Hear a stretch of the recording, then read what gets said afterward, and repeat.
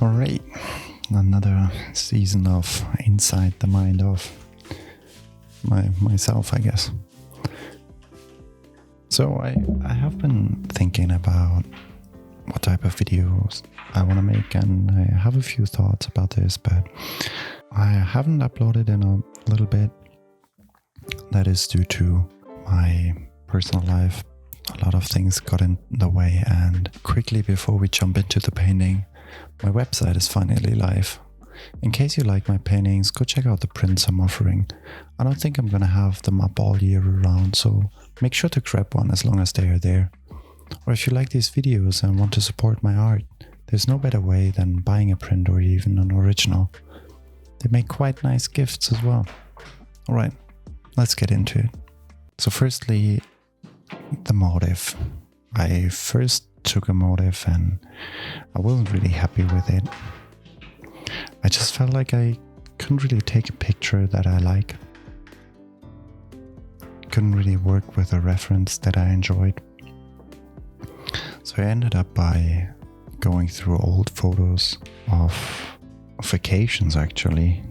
You know, just skimming through something maybe interests me, something maybe shows me a way to find a painting within that photo, because photography is quite different from painting, I believe, and at least to me, I feel like a good photo isn't necessarily a good painting.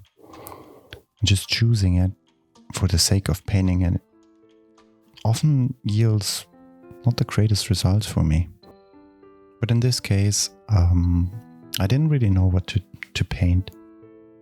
And I always go by just paint something. I shouldn't limit myself by not knowing, because it's like playing ball, right? You don't stop playing ball or stop swimming because you don't know what to play with the ball. You just go at it and play.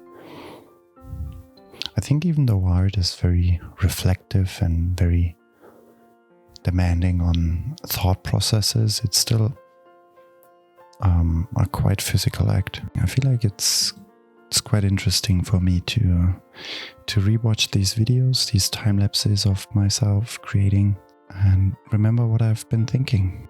So first started by giving the whole canvas a base coat of orange and a little bit of yellow, and then I started sketching and laying out the shapes, and at the end I went with a motive of my wife not letting me take a picture of her, so she's turning away, and I just very boldly cover the spaces. The first is the most important part, I think, of painting is beginning. I know that sounds stupid, but nobody gets anything from staring at a blank canvas and wishing it's gonna be perfect. It's paralyzing. So I end up by wanting to paint the background, which is a pillow. I wanted to paint it white.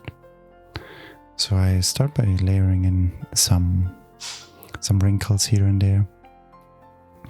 And on the left side there is a closet which is brown, right? So I cover it all in brown and work my way through the wrinkles of the t-shirt, through the highlights and the hair. There you can see me working more on the white of the bed sheets, which I guess was unfair to take a picture of her like that. But it was on vacation actually, and she never really lets me take pictures of her. So I end up having only a few pictures here and there of her. I think at this point I'm going quite dark actually and quite white. So a lot of things are gray. A lot of things are undefined.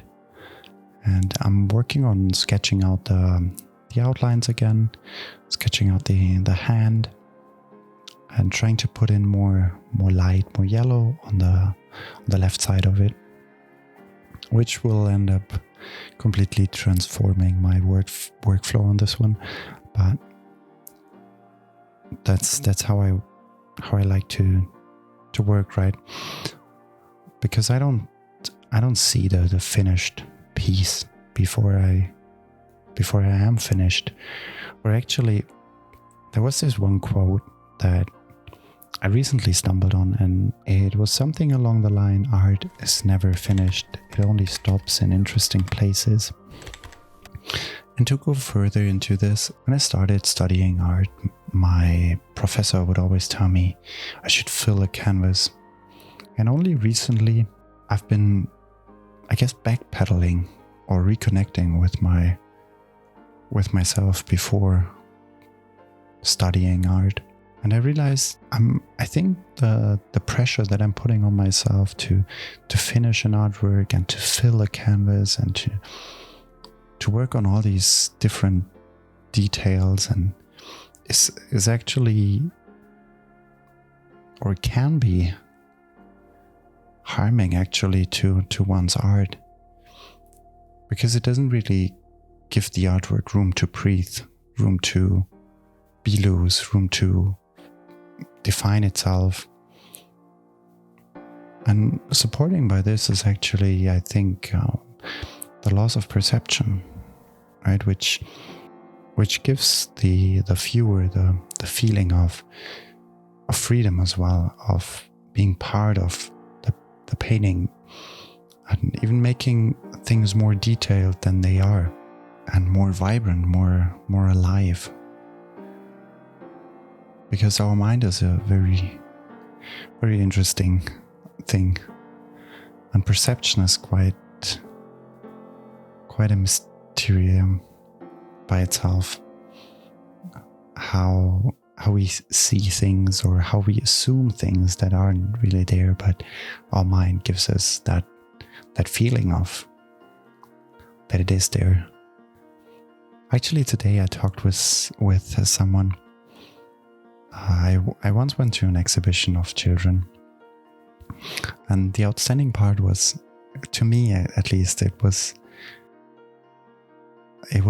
one kid actually ended up painting the horizon darker than, because it was a landscape, so he painted the horizon darker than the sky above, which is not actually the right way it looks, right? If you look at it in real life, you see the horizon is getting lighter towards the earth.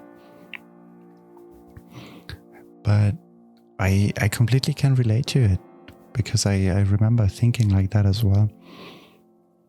And only through observation, through specific observation, you get to the point of seeing these things. So yeah, there you see me covering the closet in a yellow, and I ended up choosing a mustard yellow to completely cover that part in thick layers of paint, and giving it structure, and letting the brown here and there shine through, to loop back to the perception of art. I think the mind can make the most beautiful pictures, and I want to think about it like that everybody has their own point of view, and we can assist our viewers as artists to see what they want to see, to make it possible that people experience themselves when looking at art. And of course, this is going towards abstract art, right, where it's more or less shapes and color blocks and whatnot. A part of myself always enjoyed that, and another part never really did. I think I firstly started really enjoying it through Rothko's work,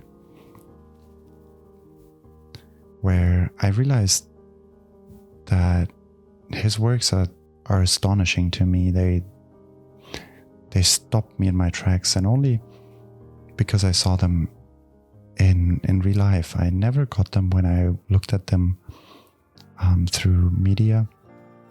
Just Googled them, and I didn't understand anything of that. But when I saw them in real life, the color and the canvas itself, the size of it, I remember clearly thinking to myself, wow, how can something be that beautiful when I first saw it? And I know this sounds corny, but they are astonishing. The way the paint sits on that canvas is just mind-blowing. At least to me. I don't know if everybody is like that. And I completely can understand if you're saying, nah, it's not for me. But to me, they're great. So yeah, I decided to cover the gray space actually with a yellow. I did some digital testing, so I took a picture and tested the colors I could put in there. I thought of like a light blue connecting with the purple blue of the t-shirt, and I played a little bit around with a pink or different pink tones, but I ended up choosing this yellow, which connects to that mustard yellow and actually gives that mustard a way deeper tone because you have the comparison right next to it.